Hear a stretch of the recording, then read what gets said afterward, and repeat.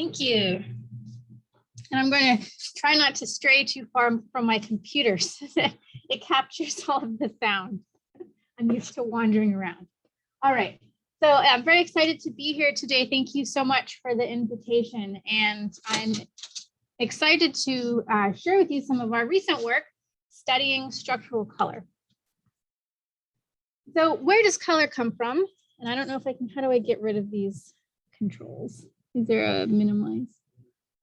It's sort of blocking. I don't know how to do that. Anybody? What do you think? Hi. Yeah, there we go. Okay, great. So color is a very important part of most of our lives, but where does color come from? So there are a variety of mechanisms that can create color. Most of the colors that you see in your daily lives actually come from chemicals, pigments, specific molecules, where the structure of the molecule will absorb certain wavelengths of light, reflect others, and of course the wavelengths that reflect are the ones that you see. So that's most of the colors that we come in contact with. But there are also different types of colors that generate from light interacting with the physical structure of a material, which we call structural color. Here's some examples of structural color that you may have seen in your daily lives. Opals are a very nice example. Bubbles, oil slicks, you might see thin films, many living organisms, birds, butterflies, beetles. They have beautiful, bright, iridescent, color shifting effects on their wings or their bodies. And often those come from structural color. Compact discs, if I'm not too old to use compact disc, have diffraction gratings on their surface, which generate iridescence and structural color. So I keep throwing around the word iridescence. So a lot of structurally colored materials have this effect where you look at them from different angles or different lighting conditions, and you see different colors. So typically, if you have this characteristic of iridescence, that often signals a structural color. And the cool thing about structural color is that these materials are often clear or colorless. So for instance, an opal is actually made of glass. A bubble is made of a clear liquid, but we're generating color usually from optical interference mechanisms. So most structural colors that we come in contact with are coming from either typically thin film interference or diffraction. So for instance, thin film interference, which would be the color generating on the bubble or the oil slick on pavement, you're getting interference of visible wavelengths due to very thin nanoscale layers. And then another common mechanism is diffraction, and that would be an example of the CD, for instance. And diffraction comes from these periodically spaced gratings that cause optical interference. Now, a theme across all of these structural color mechanisms that generate optical interference for visible light and therefore generate color is that they require this nanoscale periodicity. So typically when we think structural color, we think I need some structure with periodicity on the scale of the wavelength of visible light itself, which means somewhere in the range 400 nanometers to about 800 nanometers. And that's certainly true for thin films, diffraction, photonic crystals. So this is what people typically have in mind when they think of structural color. Now I'm gonna hold that in your head and then watch this video and see the color here. So this is just warm water that we poured into a dish, and I'm placing the lid on this, a plastic lid on this dish, and you see these beautiful colors on the lid of this plastic dish, and it's just water. And maybe you have seen this before. Sometimes you see it on the inside of a water bottle on a hot day. You get this water condensation. So it's just water condensing on a plastic lid, and it has these very nice iridescent colors. You look at it from different angles, you see colors, and as the water evaporates, the color disappears. So it looks like a structural color. And so you might think, okay, there's structural color, this water's generating structural color, so that must be from something like, oh, sorry, getting ahead of myself. If you look at it under the microscope, you look at these droplets, you see these colors, each droplet is generating its own color, which you see in this ring.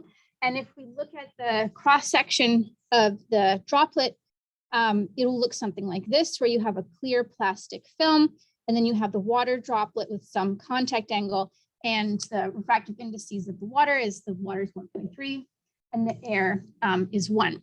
So if we look at it under the microscope, we see this totally different picture of microscale droplets. Like these droplets are on the scale of tens to 100 microns, and each droplet is generating its own color. Like I don't see nanoscale periodic features here. So what's going on? Well, we were trying to figure out what's going on here because we were very confused. No nanoscale periodic structures, no thin films, no nanoparticles, everything's clear. Why do we have these colors? Another clue that we got was that it seems like the color dependent on the contact angle. So I say contact angle, that's the curvature of this angle here on the side of the droplet. And for droplets that had a low contact angle, so we have a very hydrophilic substrate down here at the bottom, there was no color. But then when we had a high contact angle, we did see color. So actually this elephant here, there's a plastic dish and there's water all around this elephant picture. But only where you see the elephant does the water have a high contact angle. Everywhere else, the surface is hydrophilic and the water is not generating this color. So that was a clue that something about the structure of these droplets and the curvature was important. So what's going on here? We see that these individual droplets are generating their own color, but they're not nanoscale. They're tens to hundreds of microscale. So what could be causing this? Well, one clue was that we probably have reflection from a mechanism called total internal reflection. So this is an effect wherever you have a refractive index contrast from high to low. So here we're going from water, which is high refractive index, to air, which is low refractive index. So whenever we have this high to low refractive index interface, at a certain angle called the critical angle, we can begin to reflect light very much like a mirror. And so if you reach at or above a certain critical angle, the light will actually reflect off the interface very much like a mirror, even though both of these materials are entirely clear. You may have seen total internal reflection, if you're swimming in a pool, for instance, and you look up underwater and you might see your own reflection. That's an example of total internal reflection. So this is a very commonplace phenomenon. It can explain how droplets reflect light. However, didn't explain where the color came from. So if we have total internal reflection and we shine white light on this material, why aren't we getting white light reflecting back? So I'm going to take a long story and make it short because it took us about 1.5 years to figure this out. But what we eventually figured out was actually we're having the color come from optical interference. Just like I was telling you about at the beginning of this talk, where I said most structural color comes from optical interference. We're getting optical interference in these droplets, but the catch is that we can get this optical interference from multiple bounces of total internal reflection. So what do I mean by that? So let's say we have a droplet that has this curved interface. It's a high refractive index to low refractive index. So we can get total internal reflection.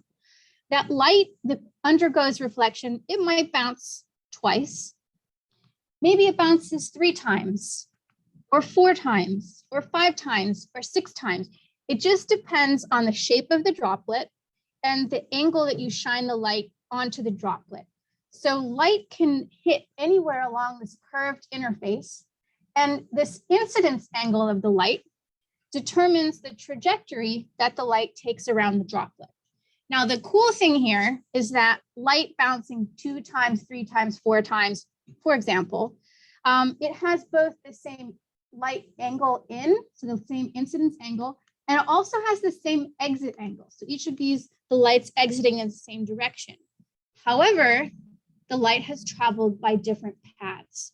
So the light that bounced twice has a different path length than the light that bounced 3 times, which has a different path length than the light that bounced 4 times. So that light gets out of phase. So we're able to generate these phase shifts that give rise to optical interference of visible wavelengths and therefore give us color. But we're doing that with a material like a droplet that's tens to hundreds of microns, which is orders of magnitude larger than the length scale that most people would think would generate optical interference. So this was really exciting to us because it opens up this whole new area of materials to think about creating color and optical interference in that people hadn't explored before, and different processing methods as well as different applications. So here's another nice animated example of this, just to drive this point home. Here's again 2 light rays bouncing 2 times, 3 times. They come in at the same illumination angle, but they hit at 2 different points along the side of this curve. Therefore, they follow different bounce trajectories and they can interfere when they exit. So this is exciting to us because this was an example of optical interference caused by very large microstructures where we don't have to have any control over nanoscale periodicity. Controlling nanoscale structures is hard. Nature's really good at it. Butterflies, beetles, feathers, all have these beautiful iridescent colors and they have very precise control over the nanostructures. We are still not so good at controlling materials on the nanoscale. We're much better at controlling materials on the microscale. So this is exciting because it opens up a new space, material space to play with to generate optical interference. Oops, sorry. So all you need to generate these effects are, oh, this should be plain, it's okay. We need a transition from high to low refractive index to get that TIR, that total internal reflection. And all we need is some microscale geometry where light can bounce by different trajectories of total internal reflection. So that's really all we need. I've shown you spherical droplets, but they don't always need to be spherical. And I'll show you some examples of that in the future. And also show you a range of materials so we can generate this effect in and what we hope to do with it. So what materials does this effect work with? What can I do with it? Why should I care? And this has been an exciting area of research for us in our group.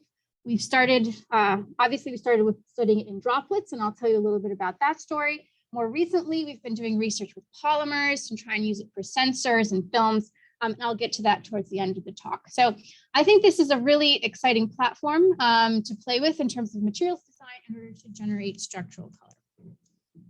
So I showed you just structural color from water droplets. And now hopefully whenever you look at condensed water, you'll look at it in a slightly different way. But this effect is fairly commonplace and happens in a lot of different material systems. Actually, we first discovered this optical interference effect from biphasic oil and water droplets. And a lot of our initial studies to learn about, for instance, the effects of shape and size and refractive index, they were done with oil and water droplets. Here's an example oil and water droplet that we might make in our lab. We make these droplets with a microfluidic technique. Basically, we make each droplet one by one. We control its size and composition. And in this droplet, we actually have 2 different oils, heptane and perfluorohexane, that don't mix with each other. So they stay phase separated inside the droplet. And these droplets are dispersed in an aqueous phase that contains a surfactant so that the droplet is stable. And you can see that this droplet has an internal curved interface between the 2 oils. Now, when we make these droplets, and again, they're on the 50 to 100 micron scale, we make these droplets and we collect them in a petri dish.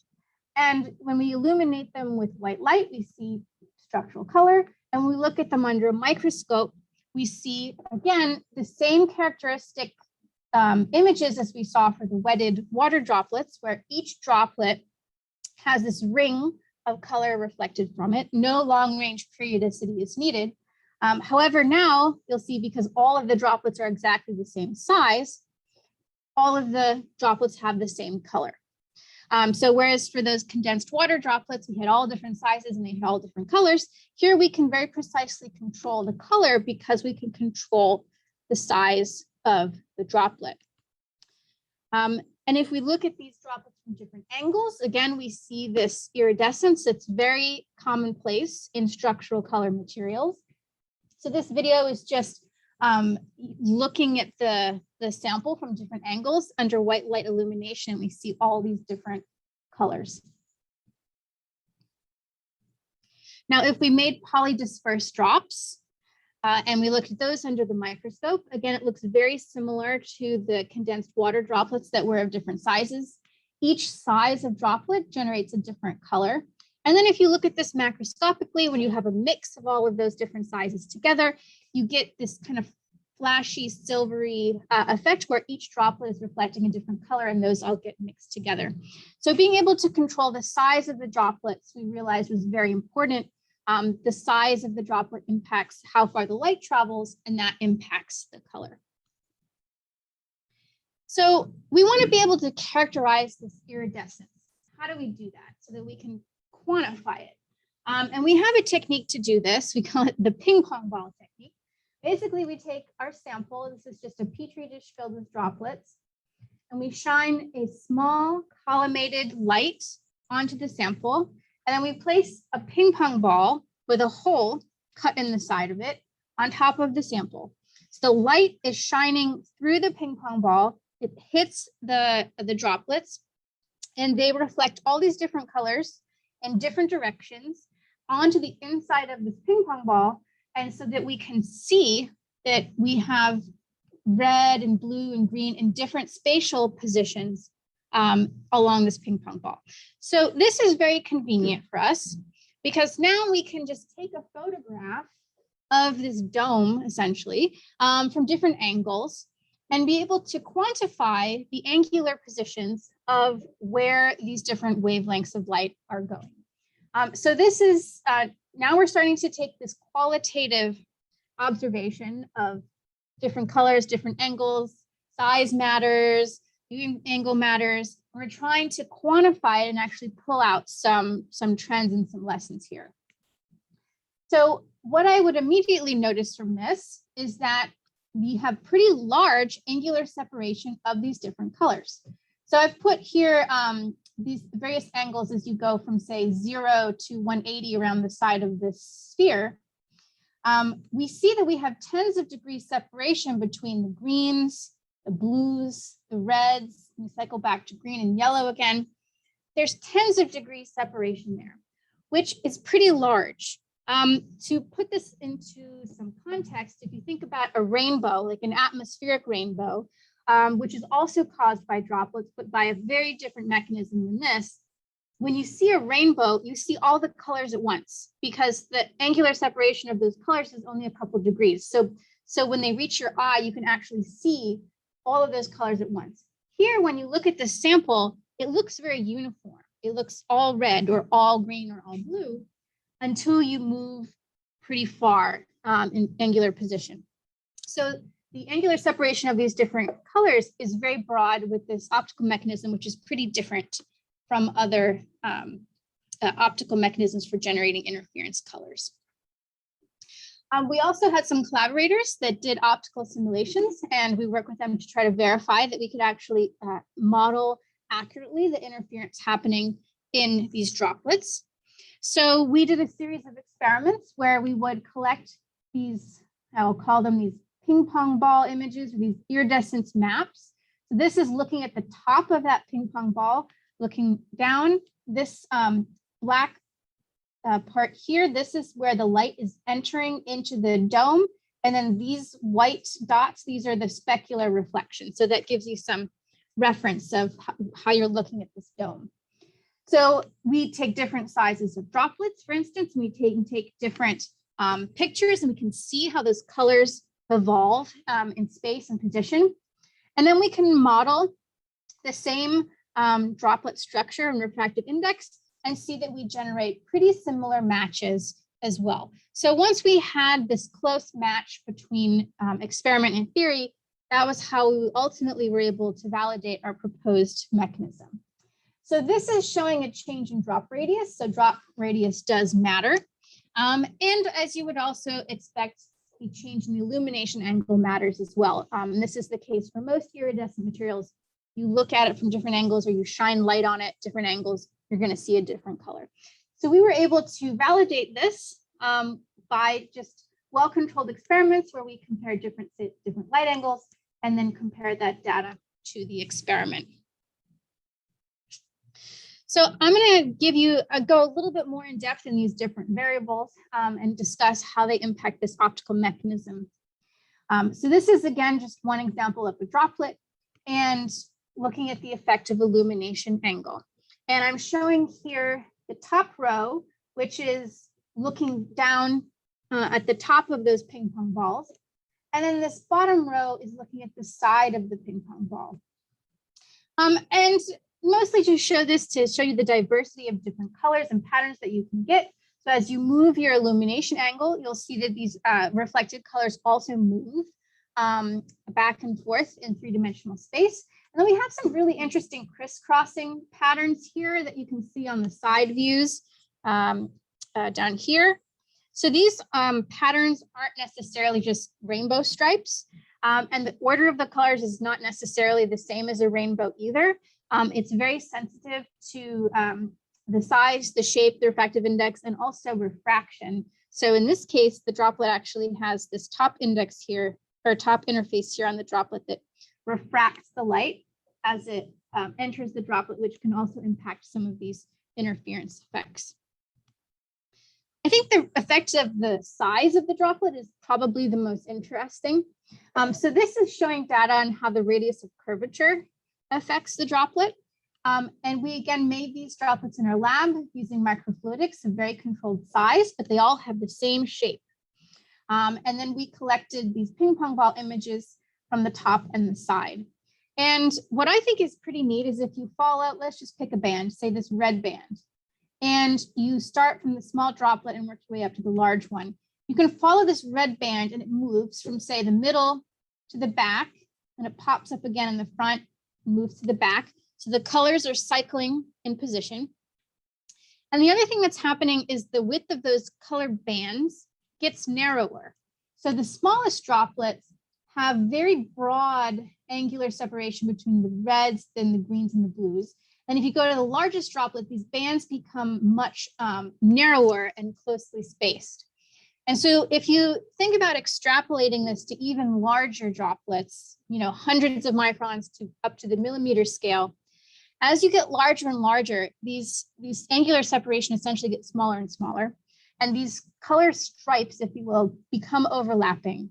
And so this effect is only really useful up to about a few hundred microns. It doesn't work at the millimeter scale. If you look at a millimeter scale droplet, it's going to look white.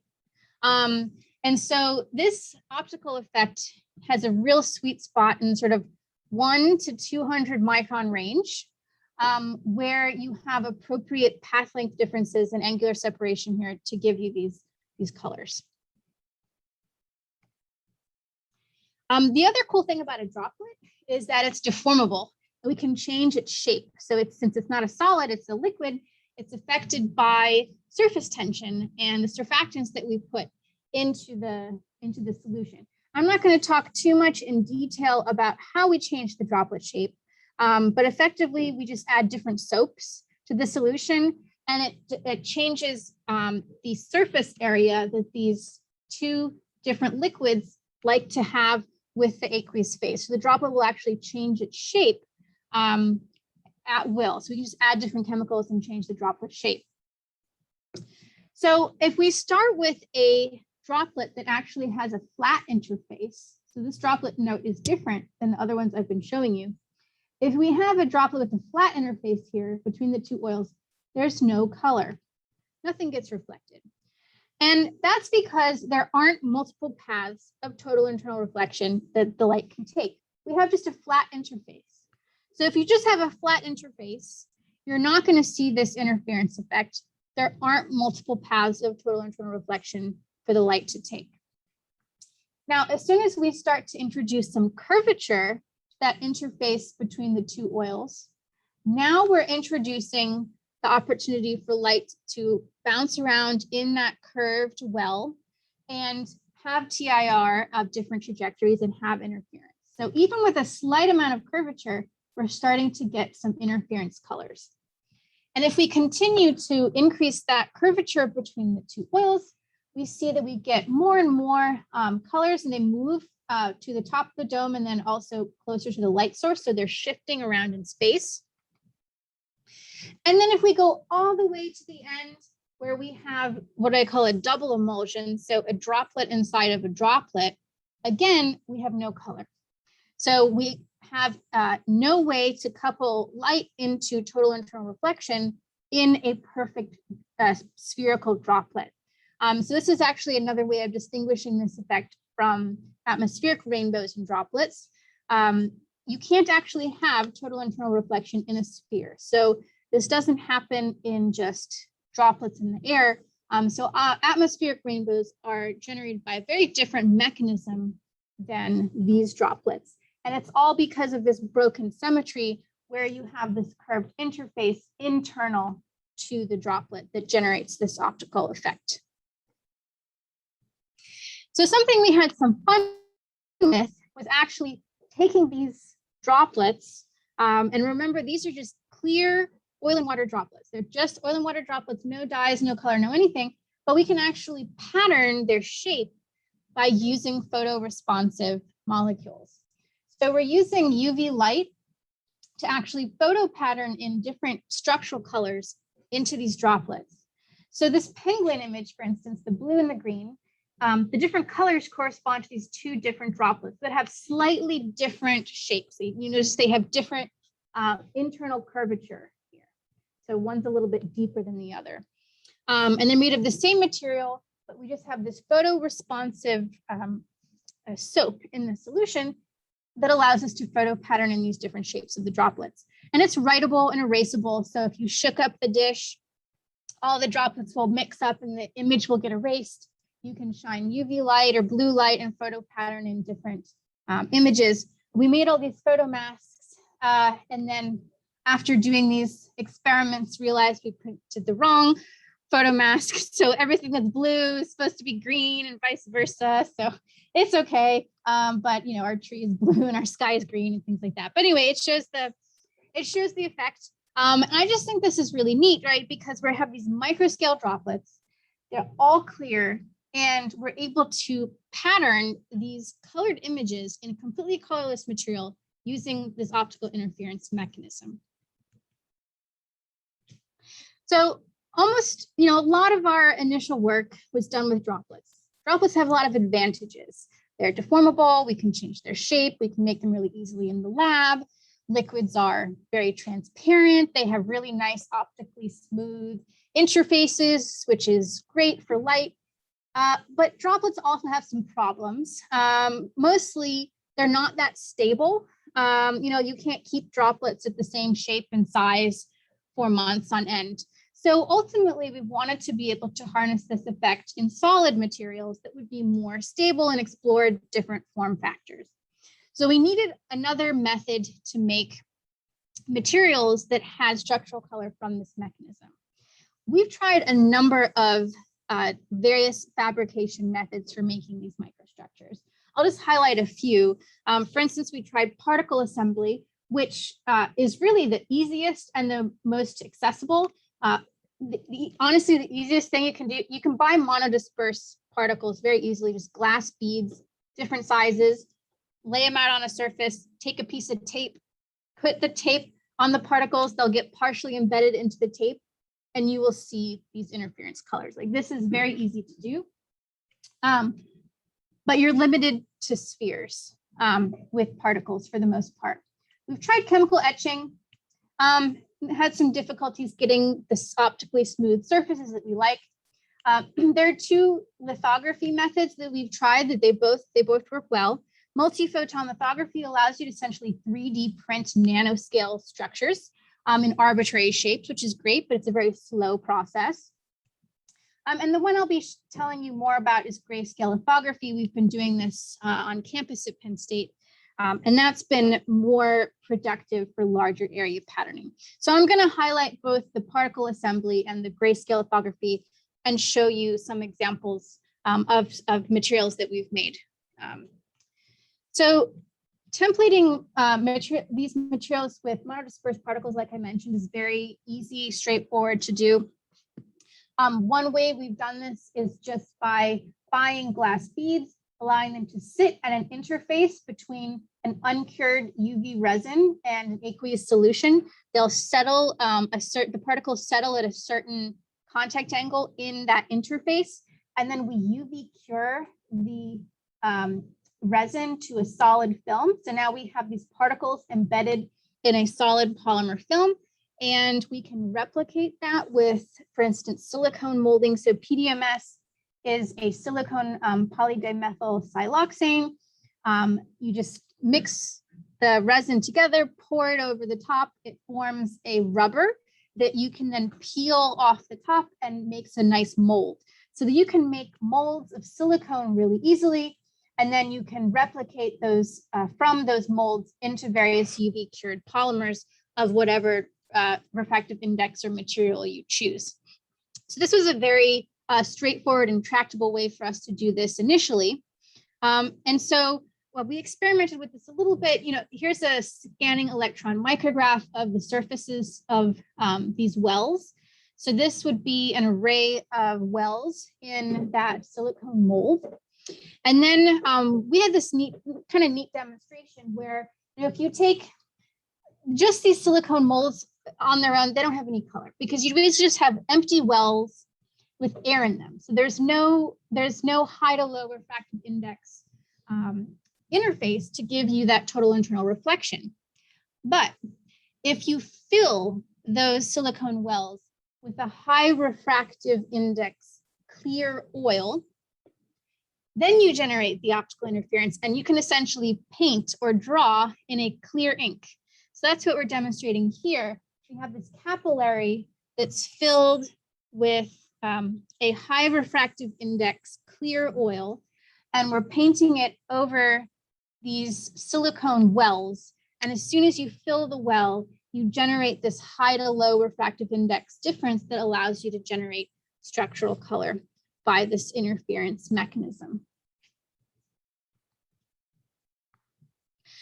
So for instance, we can paint different images this way within an extent. You have some control over the color. I mean, it's important to remember these are iridescent. So we happen to take this image of the rose at this particular angle that gave you a pink petal and a green flower. But if you looked at it from a different angle, it might have a pink petal, a pink leaf and a blue flower or something like that. But you can see here where in the background, where there's no oil filling the wells, we just have air. There's no high to low index contrast. There's no reflection here.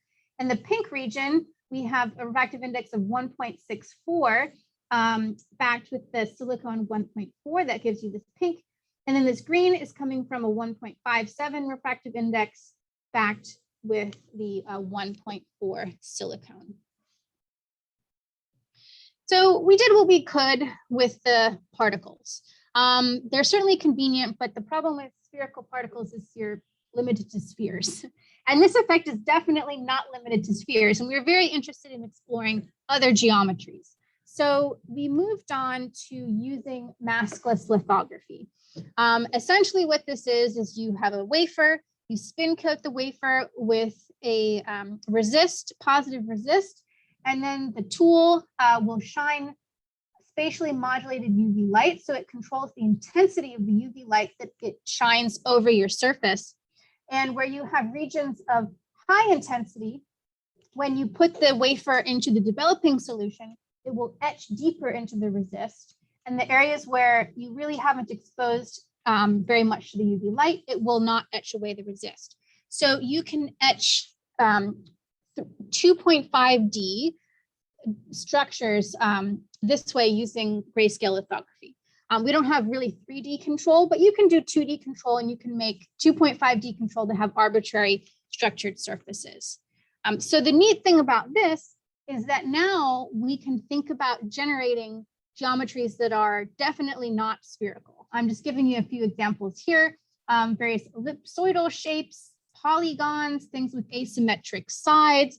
As long as it has this high to low refractive index and has multiple trajectories for total internal reflection, these structures should give distinct interference signatures, and we were really interested to see what they would do. So we tried to make these structures using the grayscale lithography method. This is our workflow, if you will. We make our wafer, and then we again use those silicones, so we can replicate those into silicones. We can do multiple silicone steps. We can either have molds that have domes or molds that have wells. And then we can turn these into different high refractive index polymers, different UV cured polymers like acrylics or epoxies. And then if needed, we can back it with a different refractive index. So the index contrast between your high and your low interface affects the color. So sometimes if the index contrast is too high, the colors look kind of washed out, as you see in this image in the middle. But if you back the structures with a slightly higher refractive index than air, you actually can bring out brighter colors. So we've been playing with different index contrasts to give different optical effects. So I'm going to show you some examples of what these materials look like. So here's one of our demo samples that we made using grayscale lithography. Each one of these squares is patterned with a different size of structure. So, and you can see as we tilt the sample, you get different colors because it is iridescent. These are microstructures with approximately, well, refractive index of about 0.15 difference. And these structures have widths on the order of 25 to 40 microns, depths on this, 10 to 20 microns to give you a sense of the scale. Here's another example. This structure is in air, so these are slightly smaller domed structures. So it's just these microstructures on a clear polymer. So this is just to give you an example of some of these effects. So I think they looked pretty cool. They have a different visual appearance than many holographic films. The holographic films are everywhere from wrapping paper to security films on like credit cards and things like this. The color shifts and the hues and the shades that we can get are a little bit different from your traditional holographic films and diffraction gratings. If we go back to those ping pong ball images that we were talking about earlier, we can look at these different geometries with the ping pong ball. So a sphere gives us images very much like the droplets did, right? We get these radial patterns that are spread out over a pretty large area of three-dimensional space. But if we look at cylinders, and actually lately we've been very interested in cylinders. If you look at cylinders, we actually see that the color is dispersed within a very narrow band. So we can have control over the angles at which we are directing the light and reflection.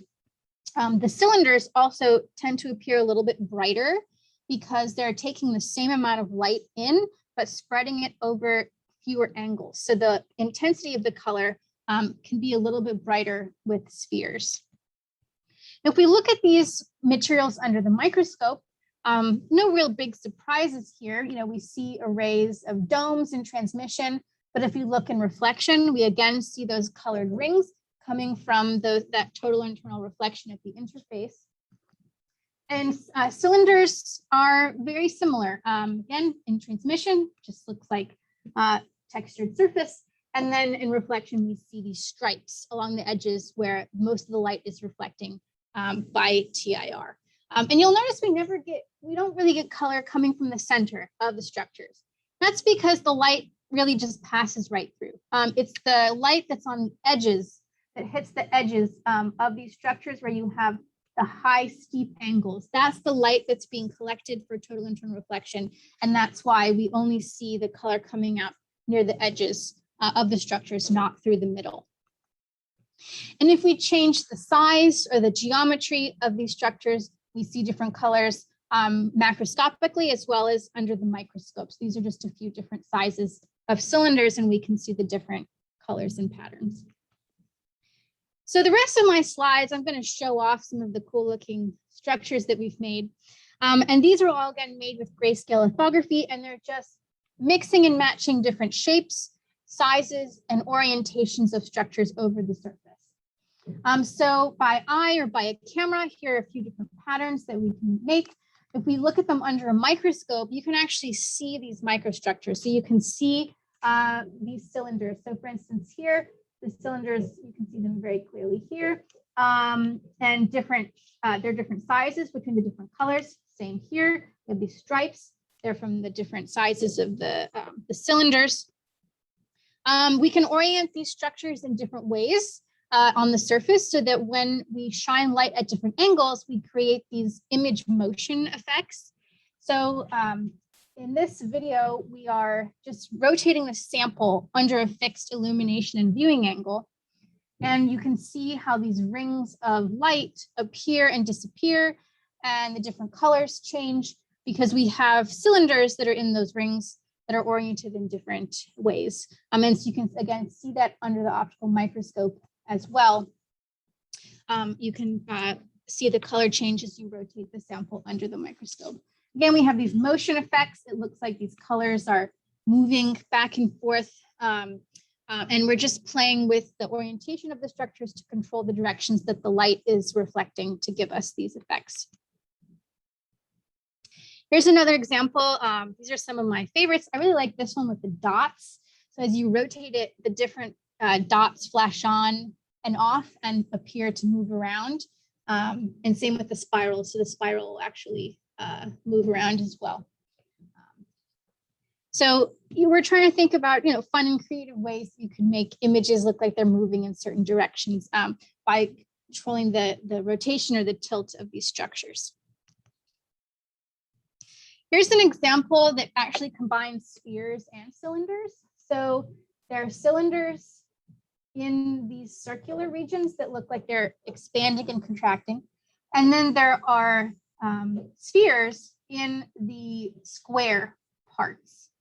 And you'll notice the squares don't really change color very much when you tilt, but the cylinders change color a lot.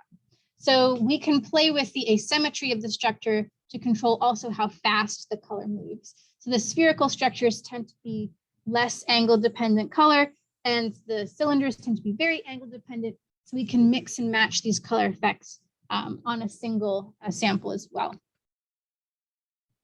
Recently, we've been exploring actually fabricating these materials in films by roll-to-roll processing and UV casting. I'm trying to get a little bit closer to an actual film product. And this is just an example showing after we've made these structures and they're being rolled up on a film. So basically what we do is make a nickel shim, call it, that it's essentially a nickel mold with all of these structures on it. And then you pass it through this roll-to-roll coating process where it coats a plastic film with your UV cured resin, brings it into contact with your shim, UV cures it, pulls it off, and rolls it back up again. So what we're watching is each of these squares, these pattern squares, are the replicated microstructures from our nickel shim that are being rolled up. So we can make, you can start to use this to make hundreds, thousands of feet of film in a relatively short amount of time and demonstrate that this is scalable. So just to conclude with a few takeaways, we can make structural color by using interference happening in microstructures. So we're using the interference between multiple different bounces of total internal reflection to give us interference colors in materials where you probably wouldn't have otherwise thought interference would happen. And really all that you need is a transition from a high to low refractive index material. That's what gives you that total internal reflection. You need a microscale geometry. Again, too big, too small may not work, but microscale seems to work really well. And it needs to have a path for the light to travel where it can take these multiple different trajectories of total internal reflection. Doesn't need to be spherical. We're looking into some applications, paints, coatings, cosmetics, security film, inks, displays, sensors, lots of different neat things that we're thinking about using it for. Again, because clearly optical interference is a very important phenomenon and used for all sorts of applications. And now we're opening up a new area of microscale materials where we can harness optical effects from optical interference. And with that, well, I of course have to thank many people, many of the students and collaborators that have worked on this project and collected all the data that I had the opportunity to share with you today. And then I also want to thank our funding sources that have supported this research. With that, I will conclude and take any questions if there are any.